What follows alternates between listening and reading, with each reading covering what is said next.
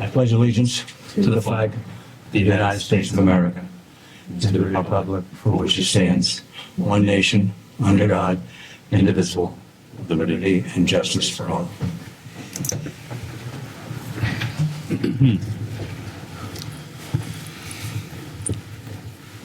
We'll begin the meeting with a moment of silence. And if you could please keep in mind the families of two people who passed last week. Mary McDonald, a former member of the Finance Committee, and Ruth Nelson, the wife of a former police chief, Ray Nelson.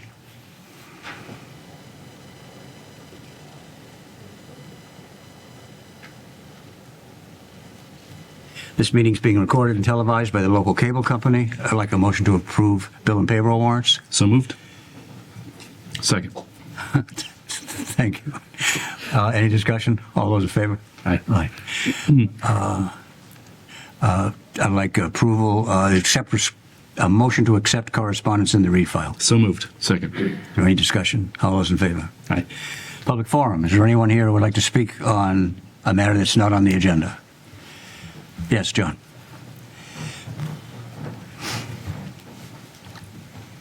John Galvin, 41 High Street. I have the same public comment I had 2 weeks ago, inquiring on, at this point, it's now February, and we still don't have any certified free cash for our town meeting coming up. I'm curious how we plan to open and close the warrant today when we don't have any free cash to spend, and I'm wondering if we can get an update on that. And I thought 2 weeks ago it was close, and here we are, it's still not there. Good. It's a good question, John. Yes.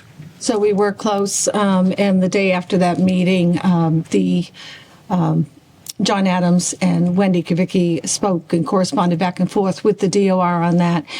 Right now, as of today, the free cash looks like more than likely will be certified at $1,722,000, I believe is the figure that we're looking at as of today. So very close to just having that certified. How much did you say? $1.7 million? Okay. So you see no problem with voting to open and Oh, no. open the warrant? Okay. Nope. Okay. We're going to ask Mr. Rosen to speak first on the celebration of Whitman's 150th anniversary. And he promises to be brief so that the 7 o'clock presentation on the WHRSD audit can happen pretty soon. Thank you, Mr. Chairman, and through you to the board. First, I'd like to thank you and the board for giving me and my committee the opportunity to do the celebration for the 150th anniversary. I also want to take this opportunity to thank the police department, the fire department, and the DPW, not for what they've done for us yet, but what they will do in the future. I also want to thank the town clerk. She is going to be helpful in the future. She just doesn't know it yet. And I want to thank her in advance. We have been meeting, as you know, for several months now, and we've also been meeting with the Historical Commission. A lot of towns, and I think I've said this before, when they do celebrations, they do 1 or 2 events and it's all historical. We decided that what we wanted to do, the same thing we did 25 years ago, was have a lot of events and make them fun. So my committee is doing the fun part, and the Historical Committee, which we're involved with, is doing the historical part. And it's working out extremely well right now.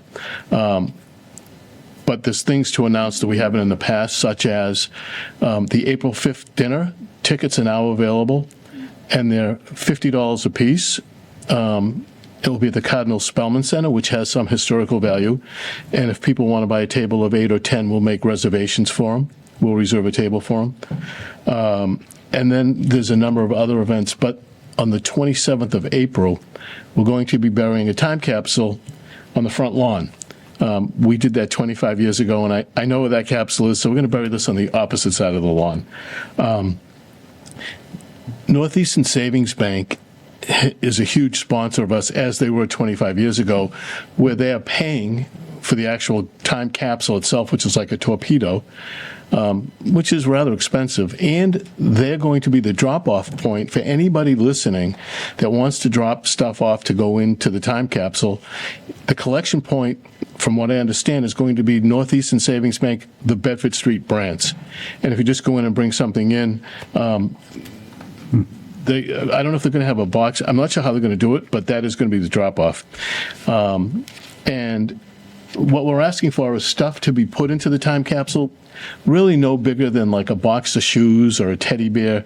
I mean, a lot of the stuff that's in the time capsule that we buried 25 years ago is police badges, fire badges, town reports, newspapers, and stuff like that. But something fairly small would be great.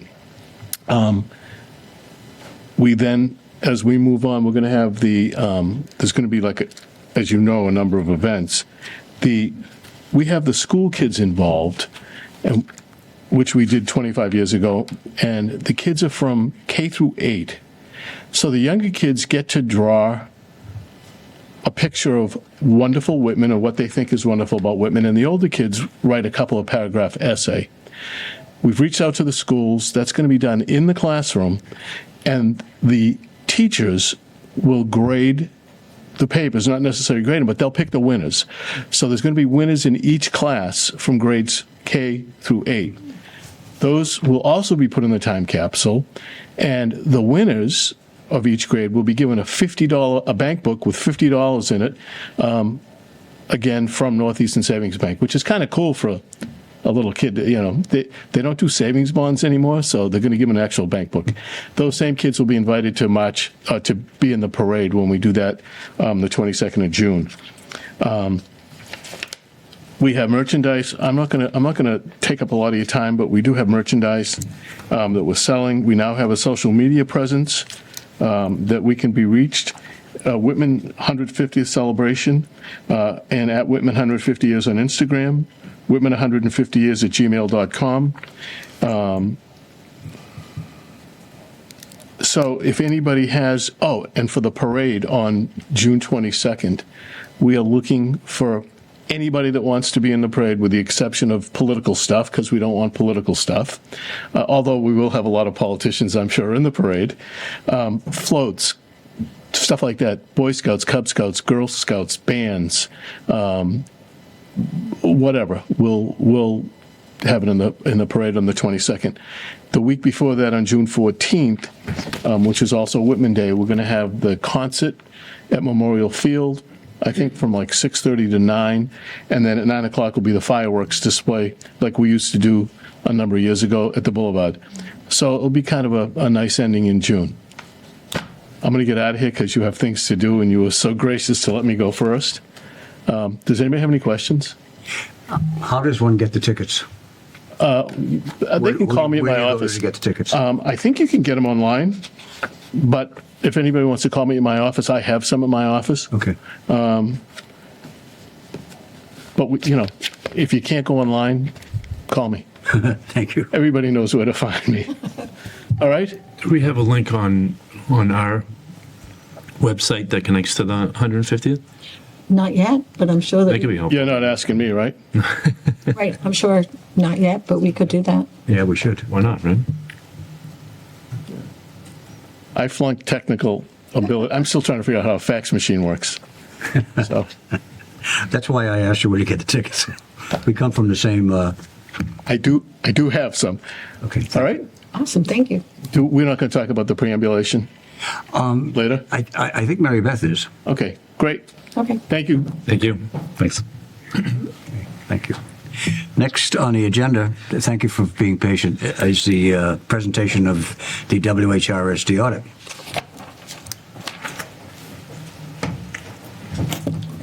Yeah.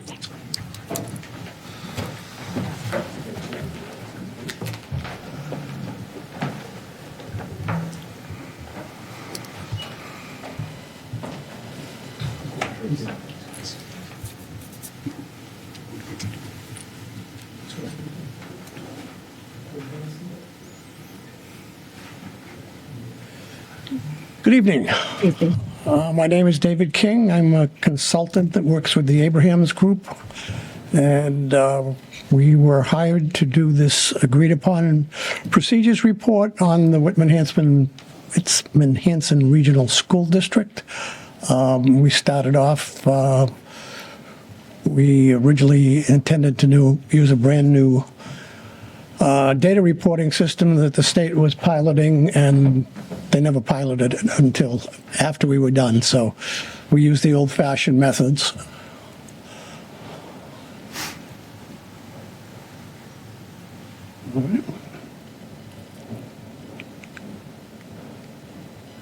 Maybe that one.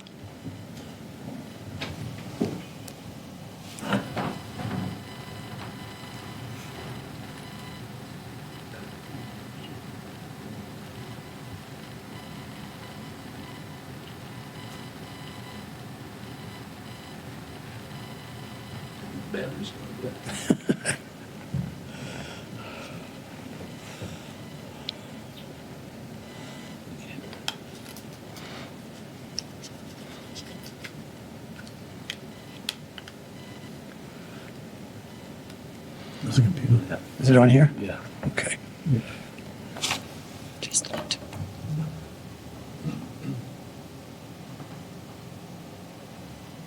Should just be the space bar or the arrow. Yeah, the arrow doesn't seem to be working. Try the space bar. There we go. Okay. This is essentially the contract between Whitman, Hanson, and the Abrahams Group. It details what we were supposed to be looking at. It suggests 4 school districts we were going to compare data with. This is more of the same, the boilerplate of the original contract. I don't think you really want to read it, and I'm sure you don't want me to read it to you. So we started off with 4 school districts that had been suggested for comparison: Bridgewater, Raynham, Dudley Charlton, Freetown, Lakeville, Hamden, Wilbraham. In working with the school district early on, they suggested we also add Dennis Yarmouth, Dighton, Rehoboth, and Dover Sherburne. As we went through the data and looked at those 3 school districts, we decided that Dennis Yarmouth and Dover Sherburne were not comparable to the other 4 districts, but Dighton Rehoboth was. So we added Dighton Rehoboth into the study, and we did not add in Dennis Yarmouth and Dover Sherburne. We're going to look at a bunch of statistics. I'm going to try and go through them fairly quickly because there's a lot of them. Enrollments, you can see that of the districts, Bridgewater and Raynham is the biggest, Whitman-Hanson is second, and Dighton Rehoboth is the smallest. Economically disadvantaged students, the state average is 42. All of the districts are below that. Whitman-Hanson is second to Dudley Charlton, and Hamden Wilbraham is the lowest percentage of economically disadvantaged students. Students with disabilities, that's special needs or special education students. Whitman-Hanson has the smallest percentage of the group, but all of the districts are almost the same, from 16 to 17%. State average is 20%, so all of the districts are considerably under the state average. Percentage of English learners or EL students, Whitman-Hanson falls right in the middle, but they're all 3% and less, significantly less than the state average of 13. If you have any questions, just wave and I will stop and answer. Actually, that's a good spot for me to ask. Do you know what year the English language data is from? I know that has been a rapidly increasing population at Whitman-Hanson. I think the student data is from 23. Okay. And the financial data is from 22.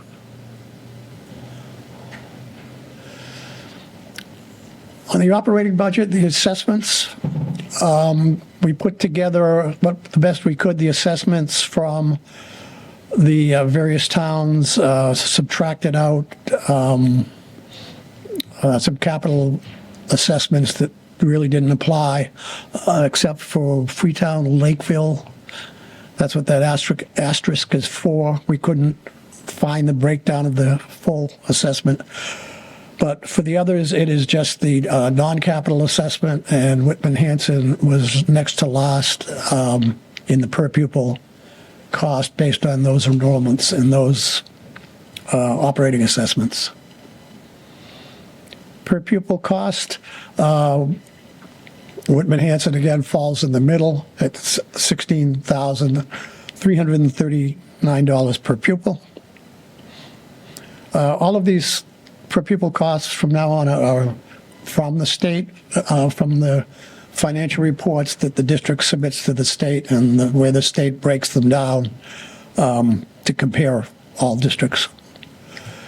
Per pupil costs for administration and instructional leaders, this is the superintendent's office and the principals and other administrators such as the special ed director. Again, Whitman-Hanson pretty much falls in the middle, fourth down from the top. Per pupil expenditures for teachers, Whitman-Hanson is the second most expensive, near the top. For per pupil expenditures for other teaching services, Whitman-Hanson is at the bottom. Other teaching expenses is primarily teacher aides, paraprofessionals. There are some other things in there, but dollar-wise, most of the category is paraprofessionals. Per pupil expenditures for technologies, there's 4 or 5 categories in the state system for technology. I added them all together, did the calculation, and Whitman-Hanson again falls in the middle. Per pupil expenditures for food service, Whitman-Hanson falls at the bottom, but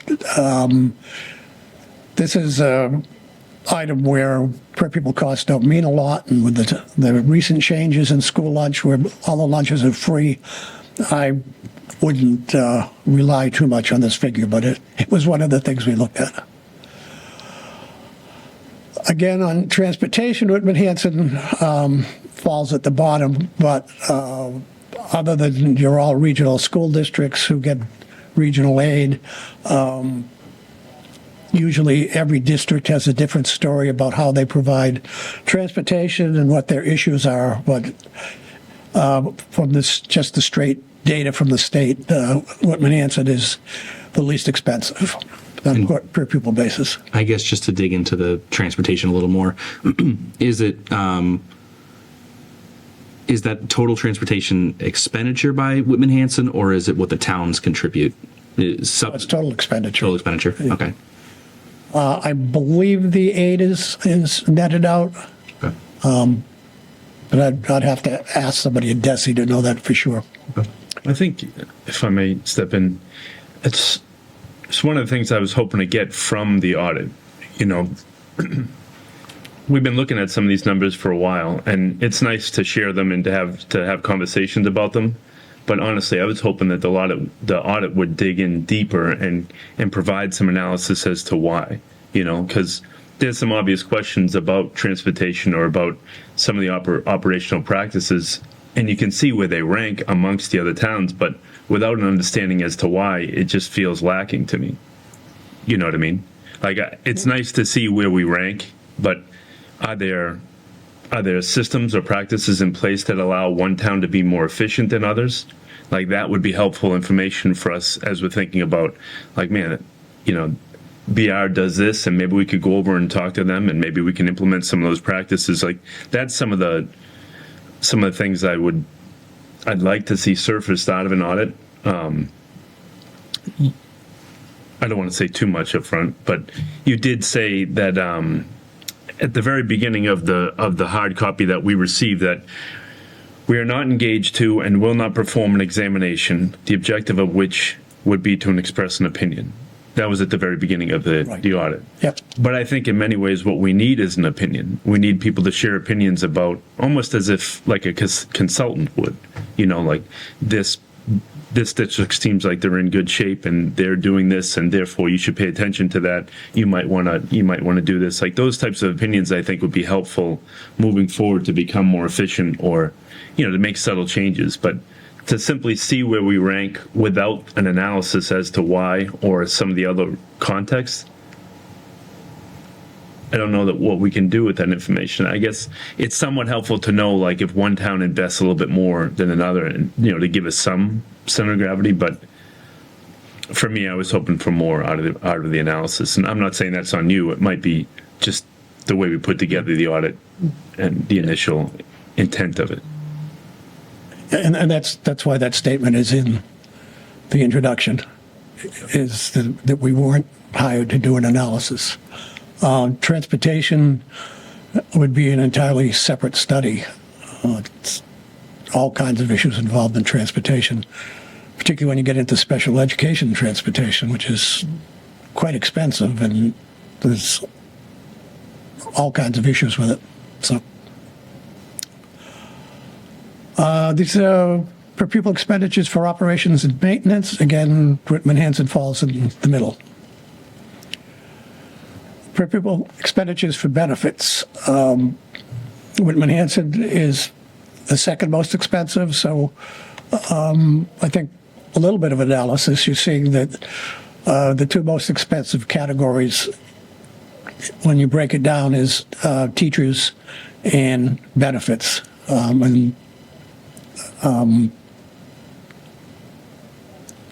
To me, that's where you want to spend your money to get on benefits in order to get employees, and the same on teacher salaries, which are also, we'll see at the top.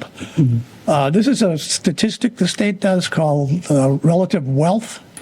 As you can see, all of the districts are within a certain range. Whitman-Hanson's at 55. We talked earlier about Dover, Sherburne, and Dennis Yarmouth. Those two districts are around 150% wealth. And that's why we felt they shouldn't be included in the study. It really skews all the data.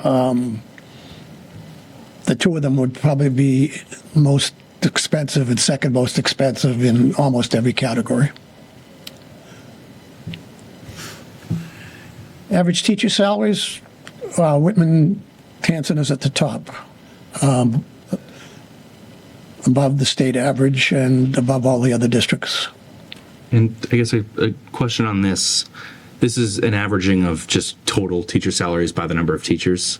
Yes. Doesn't necessarily dig into whether it's we just have older teachers, so they're at higher steps. Right. Okay. If you're going to do an analysis of teacher salaries, you'd look at ages of teachers, number of years experience. You'd also look at benefits, which we broke down, but in terms of comparing teacher salaries, you also have to compare benefits to, and it looks like the teachers also get pretty good benefits compared to the other districts.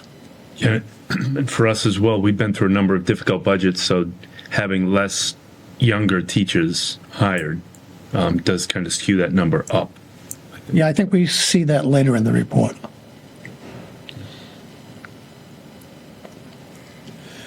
So just quickly to go through this, Whitman-Hanson is the second largest district of the 8, second in the percentage of economically disadvantaged students, is tied for the lowest percentage of students with disabilities. 2% of the students are English language learners. They spend in the lower to middle level in most categories. There's only one district with lower per pupil operational assessments. Falls in the middle, third in cost per pupil. They spend less on administration and school leaders than all but 2 districts. Spend more per pupil on teachers than all but 1 district. Spend less per pupil than all districts. For other teacher services, spend in the middle, third for operations and maintenance. They're second highest for benefits and 5th lowest in relative district wealth. And they have the highest average teacher. So we're going on to some other things. This is net school spending compliance. It is the amount that the district spends above their net school spending requirement. The state average is 29%. Hamden Wilbraham is the highest in this group at roughly 29%, the same as the state. And Whitman-Hanson, again, falls in the middle at 15%. I need to get out my paper copy because when the numbers get small, I can't read them from here.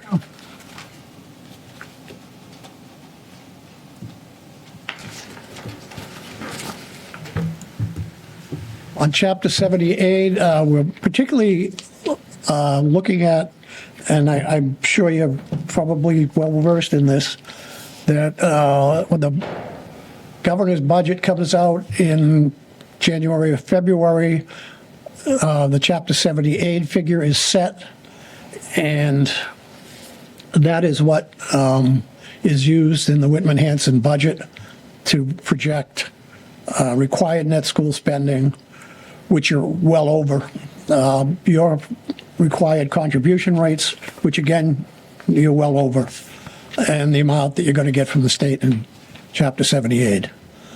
Often, when the state passes the budget, that figure goes up, and it did this year.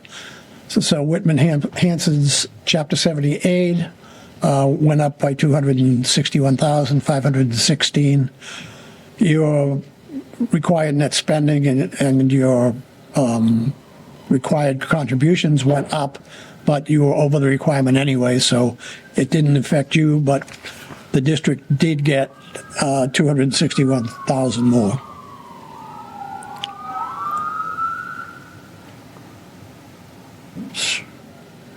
Any thoughts on how to go backwards? There we go.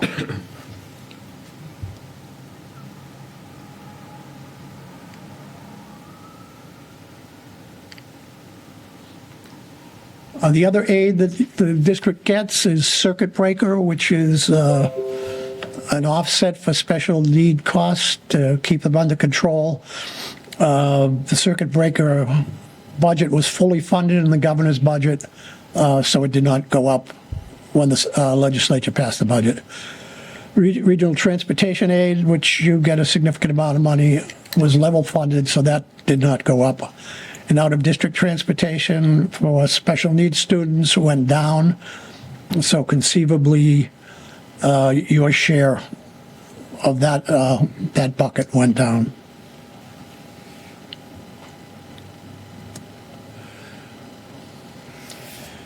The district was asked to provide you with budget items that were funded by one-time sources. They went from a paid full-day kindergarten to a free full-day kindergarten in '23. That yielded a cost or a loss in the revolving fund of $476,627. They used ESSER funds to add several positions to the school district, 5 teachers, 11 paraprofessionals, and when the ESSER funds were expended, they went into the budget as additional staff funded by the budget.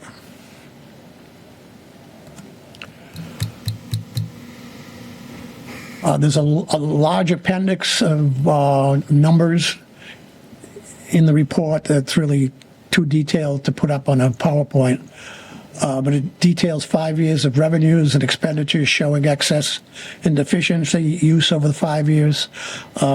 We looked at those numbers. We didn't see anything abnormal in them.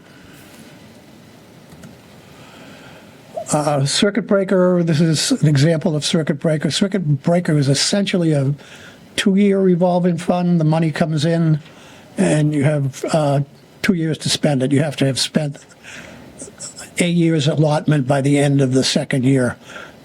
General best practice is to not spend any of it as the first year and budget it as an offset for the second year.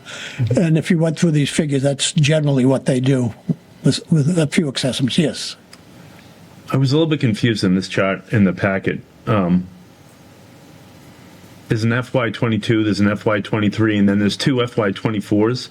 And the first FY24, that revenue of $512,000, do you know what that is?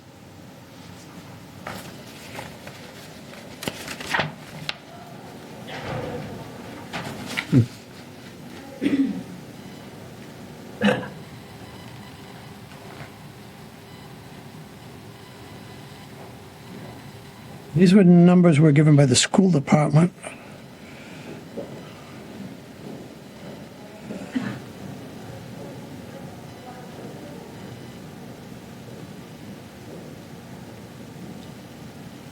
It's okay if you don't know offhand. I just was curious because it seemed a little bit different than. Yeah, it does. And then I think I looked at it before, but it was a while ago, and I don't remember what the answer is.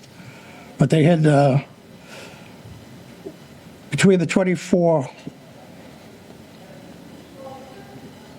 I think it's an explanation of how they carried forward the 23 into 24 to come up with the ending balance that they brought forward to 25. I think that's what it's trying to explain.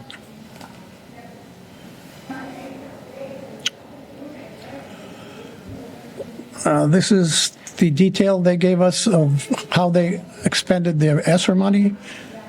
ESSER 1 was spent not on salaries, pretty much on expenses. They didn't give me a detail of what those expenses were.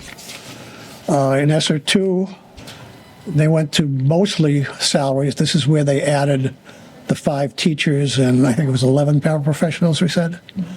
MTRS is the contribution to the Massachusetts teacher retirement system that went along with those new teachers. And then more expenses than ESSER 3, again, was paying for teachers and paraprofessionals. Stipends, typically in some of these grants, they will have workshops where they pay the teachers a stipend to go to the workshops. And then again, MTRS and other expenses. We're asked to look at the capital articles. Whitman Hanson Regional submitted a reconciliation of the capital articles for each town.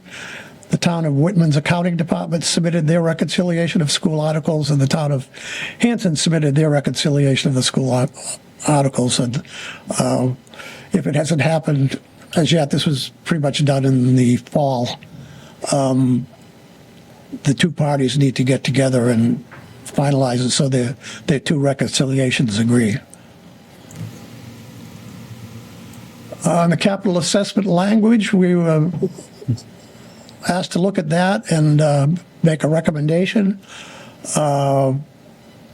We found, at one point, the yeah. This is saying that in our current regional agreement, it doesn't, there's not specific language on how capital is assessed for the middle school? Is that right? It talks about elementary schools and it talks about the high school. And that, right there, that section, section 4D and section 4B and C, it does not talk about middle schools. Did you notice what was omitted? Didn't you say it was in the 98, or was in the 90 agreement, and then there was some amendments that were made, and then there was the current agreement, and how is it not included? Is the language not included, or was omitted, or? About the middle school? Yeah. It just wasn't there. I think so. I'm on the Regional Agreement Amendment Committee. We're actively trying to fix some of these omissions. And if I had to guess, I think when we did the 2020 amendment, we did it off of the 93 agreement and not the 98 handwritten note agreement. So Yeah, that was straight. What was submitted to the DESE. official amendment was handwritten correct. on top of the old. Yep. But And that talked about capital costs, but it didn't really address your question, which was how you should assess the schools in the future. And we don't know who owns the middle schools, but we know that the two towns own the elementary schools, and that's why that assessment is in place. And the high school obviously is owned by the regional school district, and that's why that assessment is in place. And we didn't get into who owns the middle schools. I know there are two middle schools, one for each town, but I don't know who owns them. Right now, there's no current language in there about The towns each have leases, so the towns do own, but yeah, it's not. Ordinarily, when it's divided up like that, the towns do own. Yeah. And that's, that's an issue in every regional school district, is who actually owns the buildings. Yeah. Obviously, in almost all cases, well, I would say in all cases, the high school is owned by the district. But I've run into some places where a regional school district wants to build a new school, and one town doesn't want to build it, and the other one does, and the one town ends up building it, and it becomes their building, not the regional school district's building. This is usually like, well, the one in particular, the one I'm talking about is Groton Dunstable, where Groton is significantly bigger than Dunstable, and Groton just went ahead and built the building. It's funny. We've even to sidetrack, run into an issue recently where the DESE requires the language in the regional agreement to that the town should have a lease not exceeding 20 years is the standard language. However, to get MSBA funding to build a new school, the lease can't be any less than 50 years, and so there isn't a way to reconcile those two numbers on a town-owned school leased building. All set on this?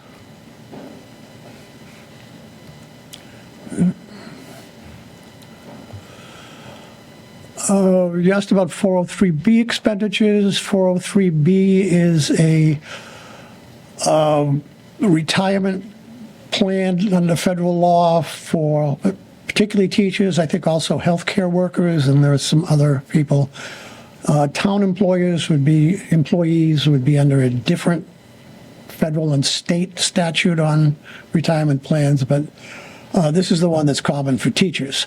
The superintendent of Whitman Hanson, in his contract, has a 403B retirement plan that is partially funded by the district. It's one of the benefits he gets in his personal contract.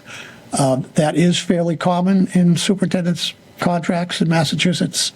The district budgeted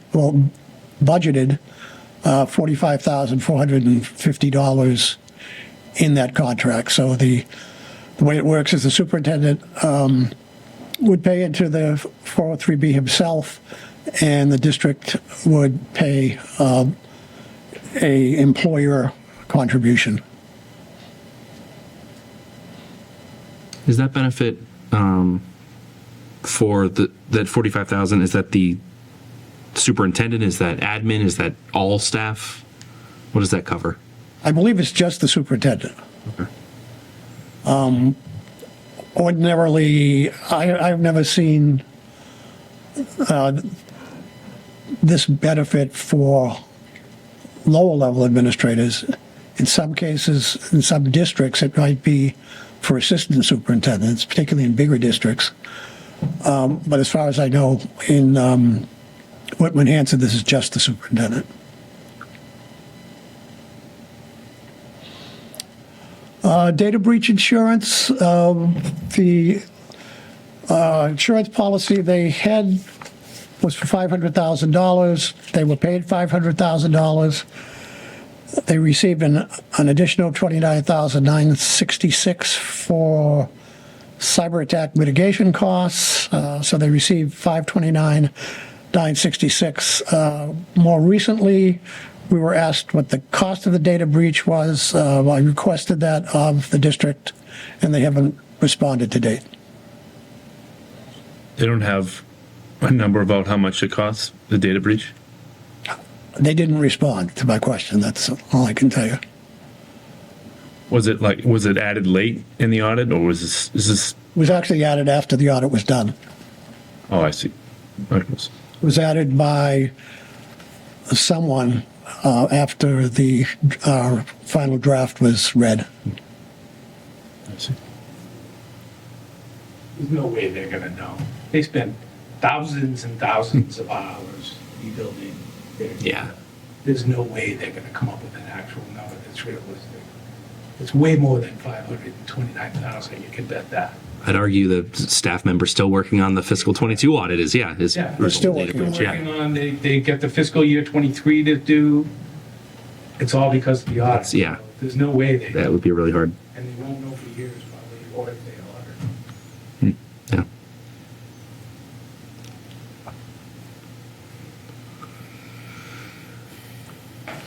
Yeah. We were asked to look at their capital project procedures. There's, I think, 2 pages in the report of their step-by-step procedures that they put together for us. I didn't think you wanted me to read them to you as part of this presentation, but they're in the report. 5-year history of student enrollment. You can see that the enrollment, the base remote enrollment has gone down somewhat. The figure of foundation enrollment is the statistic that the state calculates in order to figure Chapter 70 aid. It has also gone down somewhat. It actually went up last year. Choice receiving has been pretty level. The tuition is what it costs, what comes in for choice receiving. Yes. I could be wrong, but I think one of the reasons why it went up was because of the addition of full day K and how they counted those students. But I think what's also important to notice on this slide is that when they have the discussion about whether we should be a choice school, we do take in more students than we send out. That makes it pretty clear, which is, I think, is a good thing, personally. So choice sending has been pretty stable. It's gone up and down, but not by very much. And again, those tuition figures are what it's costing the district to send students out for choice. And then the last column is charter, which has steadily gone up. The 75 estimate of 25 is DESI's estimate for what it will be this year. There may be an actual figure by now, but the estimated cost to the district for charter for this year is $1,059,000, and this is why most districts are dead set against charter schools, because the state's funding system for it is a little strange. It kind of penalizes the local school district. Can John ask a question? Oh, sure, I'm sorry. Question. We have receiving 47.2 in fiscal 24, and we're assuming that's the tuition we're receiving, 276. We're sending 36, but it's costing us 301. Is there differences in, are we charging not enough for, if we're getting 47 students and only getting 276, what we're sending 36 and it's costing us 301? Even though we're getting more students, it looks like it's costing, we're losing money on it. Is that correct?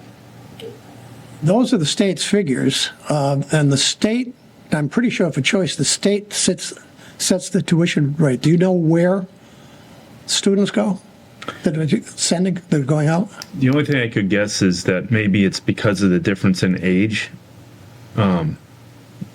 You get charged more money for younger students. It costs more money to educate a younger student than for an older student. And I should know this, but are we just a high school choice and no longer elementary school? No, 2 years ago when they cut it off 1 year, and then they brought it back and they made it the entire school system. But I think this is second year. I don't think they take Yeah, it's K. second. No, I think they do take K. But it is all, it used to be just 9 and 10. Right. It's interesting. And you're right, the addition of free kindergarten versus paid kindergarten would raise your foundation numbers. Because that's partially what foundation does, is determine who's paid for and who isn't paid for, who you're paying for.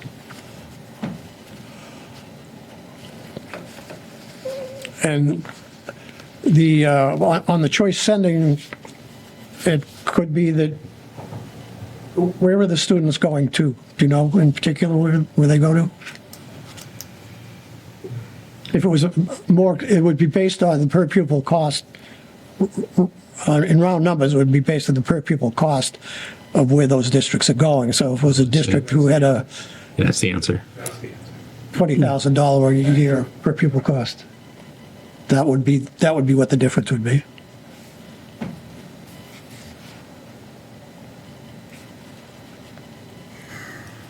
This is staffing over 5 years. This is from a state tool for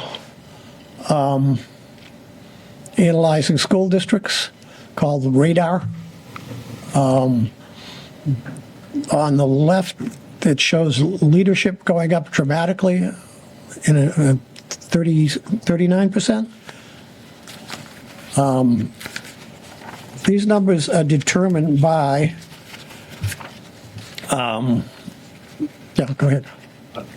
Sorry, I shouldn't interrupt you, but that's not accurate, right? The 35%. Correct, that's not accurate. Okay, yeah. There's a very complicated system that the state classifies every employee into pockets, administration, teaching, whatever. Several of the people that were added in ESSER were called interventionists. They were there to work with the students in terms of COVID problems, COVID-related problems. And they get classified into the state's system as administration, and they're not administration, they're teachers. And that's, when I saw that number, I immediately contacted the superintendent and said, look at these numbers and see if these numbers are right. And they're not, but this is the numbers that they presented. If those numbers were adjusted, and it says this in the report, the increase would be about 2% for leadership.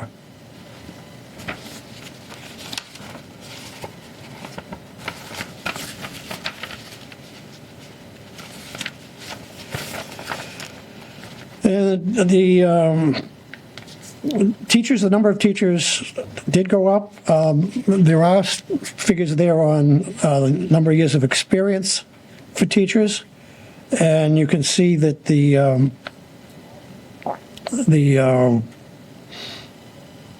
21 plus numbers went up, and the 30 to 20 years of experience teachers went down, and that's what you were saying earlier. And then the average teacher salary has gone up considerably over the last 5 years. Any questions on that?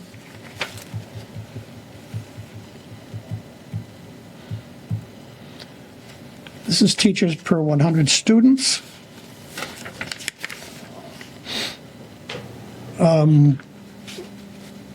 As the number of students have gone down and the teacher salaries have gone up and the number of teachers have gone up, just from the straight math, the number of teachers per 100 students has gone up. It's gone up about 1% over the 4 years. Paraprofessionals is pretty much flat, and it's actually gone down over the 5 years. How did you compute that? Was that through DESI, or did you compute that number? No, DESI computed that. I've never seen that number. We have all kinds of stuff, and this data system that we were planning on using is available now, and it's a lot more flexible so that you can design your own searches. You know, I think I'm not sure of this, but I think it has some AI involved with it. It's an IBM product called Power BI. Now that they've got it run, they've given it its own name. But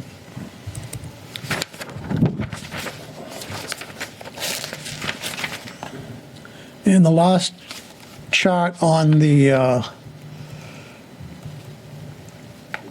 staffing, it shows the number of staff, teachers, paraprofessionals, leadership, student support, clerical, and tech. And then it shows the numbers of those staff by per 100 students. Any question on that?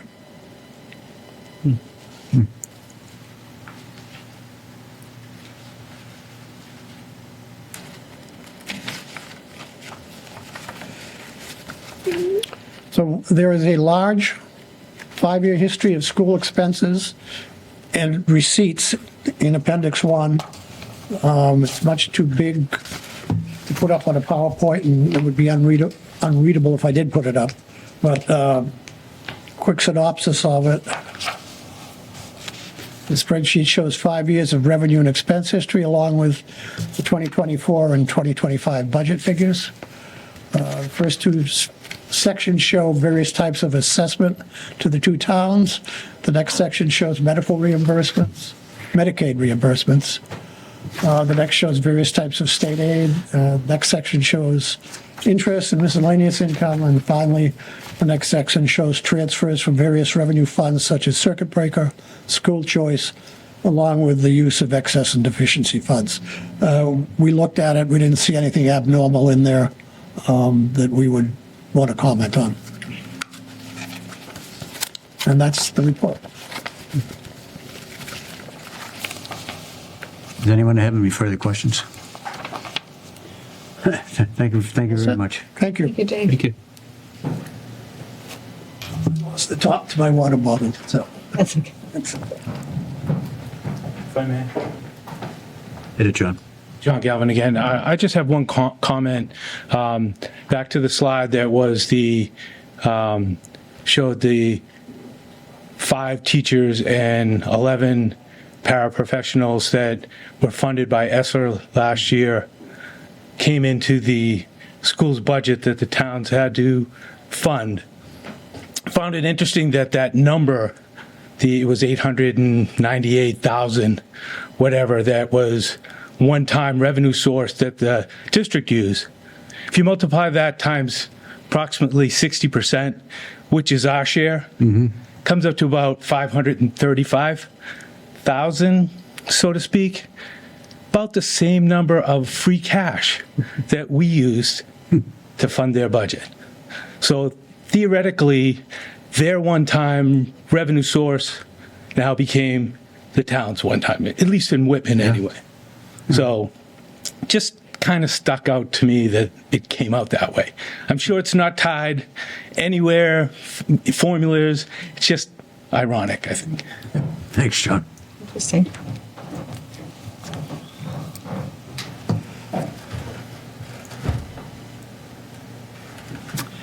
Okay. Next item on the agenda is a chairman's report. I have nothing. Nothing to report. New business, appoint Francis Lynham as temporary veteran services officer effective 1/13/2025. Is there a motion? So moved. Is there a second? Second. Any discussion? Just gratitude and thanks. All in favor? Aye. Okay. Carl, I do have a comment. Yes. Kind of eating at me, so I should say it, I think.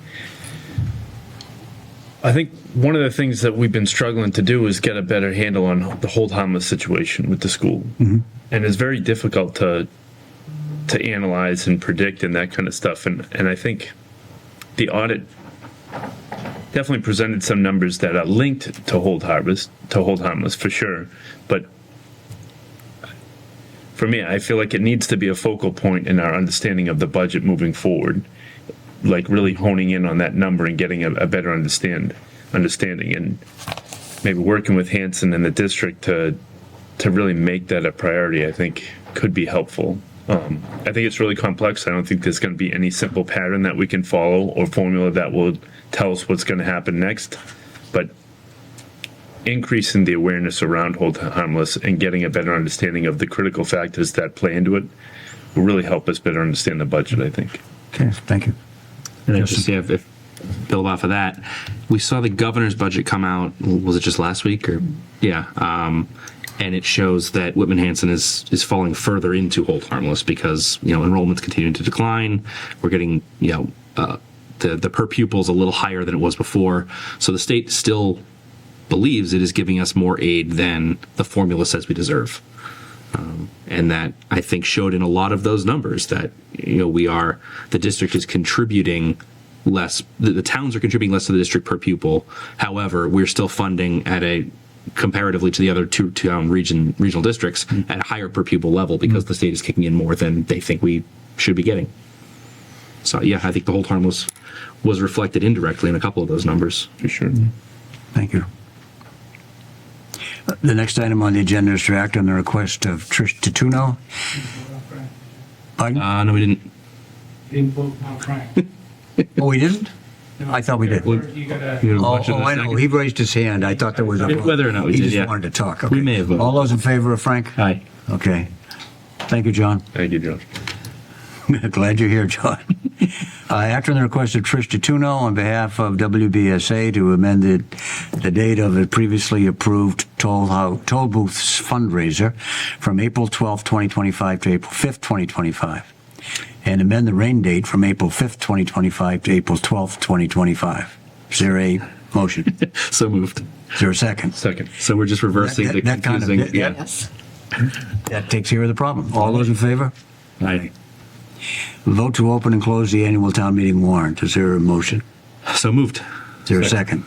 Yes, sir. And so is this? Yes, and dates? So I'd like to open it this evening Yes. and close it on February 25th. February 26th, 25th, 25th. Okay. next time we meet. Okay. Closing on April 25th. And so just extrapolating that out, that means that April 25th will be the time that we would need to decide whether or not to put an override on that warrant. And that will be That's the joint meeting with that's the FinCom. joint meeting with the FinCom. Well, we could even go out to the first in March, but we haven't set that date yet. But I think if we're asking departments to submit articles by that time, we should probably hold ourselves to the same. Right. Try to. right, Okay. Could you mention the dates again, please? Today is the first. right, and February 25th. February 25th. Okay. You said April, right? Yeah, I said February 25th, yeah. February 25th. I don't know why. Did I say April? Why did I say April? I have no idea. All those in favor? Aye.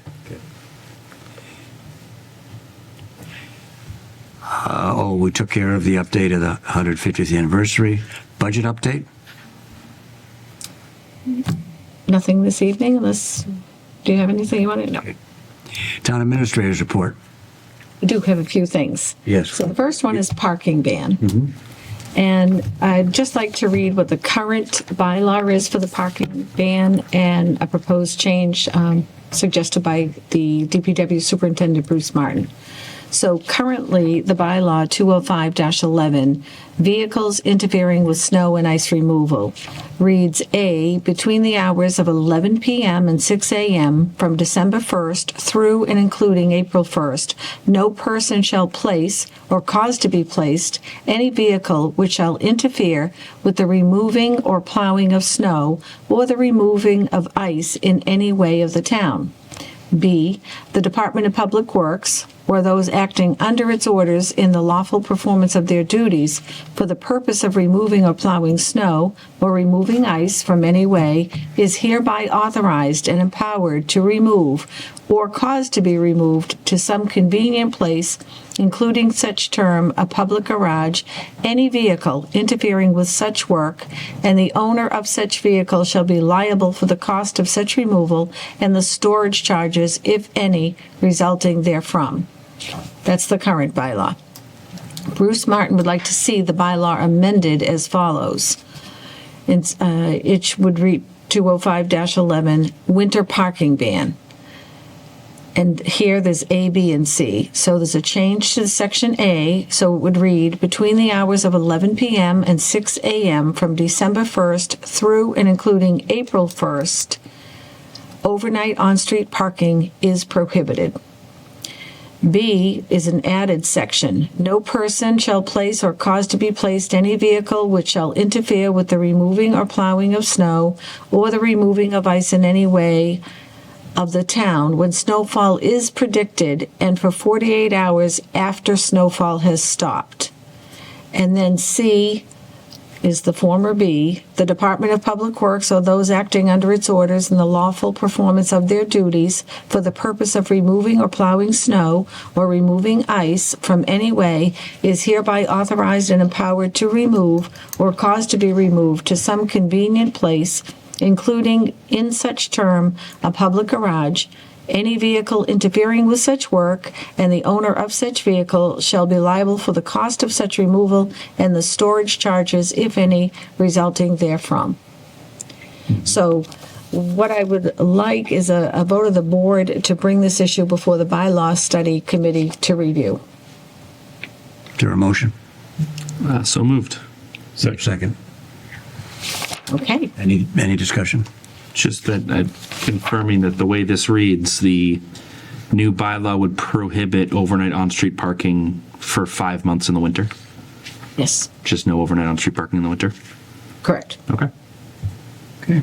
So we're going to give it to the bylaws committee, correct. and maybe they'll have it ready for the town meeting. Yes, and I'm on that committee as well, so I'll make sure that gets on the agenda. All those in favor? Aye. Okay, so that is one item. There are two others. The next one is the avian flu, also known as bird flu or H5N1. So I received just some information from Dan Kelly, our health agent, and he has put this statement out, so I'd just like to read this statement. Because of the recent cases of avian flu, the Whitman Board of Health would like to remind residents it is imperative to not touch any alive, sick, or deceased birds they may come across. If they do come across any sick or deceased birds, they can call the Whitman Board of Health or the Whitman Animal Control.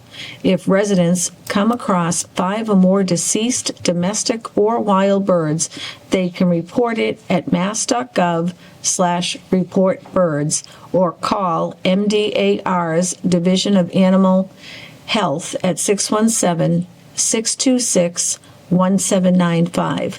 Residents that have any questions can contact the Board of Health at 781-618-9755 or visit the town website under the Department of Health's webpage. Oh, thank you very much. Anyone have any response? Okay. And my third item is an email, some information that I received today from the Abington Board of Selectmen. It was a notice, so I received information from the town of Abington that the Abington Board of Selectmen will be perambulating the bounds of the town of Abington on Saturday, April 5th, 2025, beginning at 9 a.m. This action, required under the provisions of MGL Chapter 42, Section 2, requires 2 or more selectmen to locate and mark the bounds of the town on a 5-year basis. Abington believes the last time that they embarked on this statutory requirement was likely about 30 years ago. The Abington selectmen are anxious to venture out into the wilderness to locate and mark the appropriate town bounds. The Abington Board of Selectmen welcome me or any select board members from Whitman to join them as they explore the bounds that they believe are located at the town lines on Walnut Street, Washington Street, Bedford Street, and High Street. Abington stated that in keeping with the 150th anniversary of the incorporation of the town of Whitman, perhaps a fitting ceremony captured by photo to record for history our mutual appreciation and acknowledgement of the separation of the town in 1875.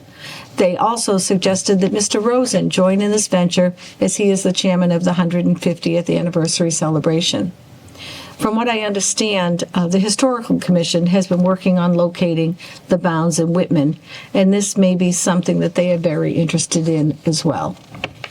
And Mr. Rosen said that Whitman had done this years ago when he was on the board. So I did ask the clerk this evening, if she knows anything, if Whitman had done this, but she doesn't have any recollection of it, but Mr. Rosen does. Yeah, he does. Richie said he'd be happy to participate. Awesome. Any volunteers? Yeah, why not? I'm definitely interested. Okay. Yeah, I'm interested as well. Okay, Okay. very good. So I will you let them maybe know. you can respond to Kevin. Absolutely. We're thrilled Okay. with the idea of treading the boundaries. Very good. And that's all that I have under the VA report.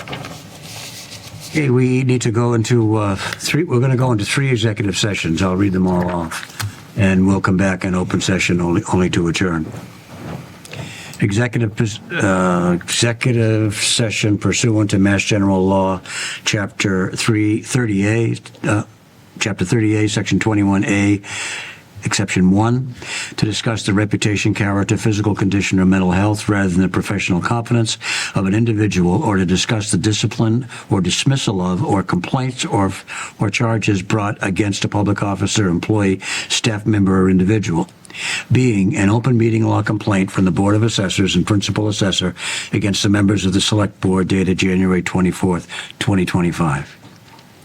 The next executive session will be pursuant to Mass General Law, Chapter 30A, Section 21A, Exception 3, to discuss strategy with respect to collective bargaining or litigation if an open meeting may have a detrimental effect on the bargaining or litigating position of the public body, and the chair so declares, regarding Whitman Police Union, Whitman Firefighters Association, Whitman Public Works Union, Whitman Public Library Employees Union, and Whitman Town Hall Employees Association. And then the third executive session pursuant to Mass General Law, Chapter 38, Section 21A, Exception 7, to comply with or act under the authority of any general or special law or federal grant and aid requirements. And what we'll be doing is reviewing and approving executive session minutes from 3/9/2021, 3/16/2021, 3/23/2021, 4/13/2021, and 5/04/2021. Is there a motion? So moved. Is there a second? Second. Voice vote? Yes. Yes. Yes. And we'll be coming back into open session only to adjourn.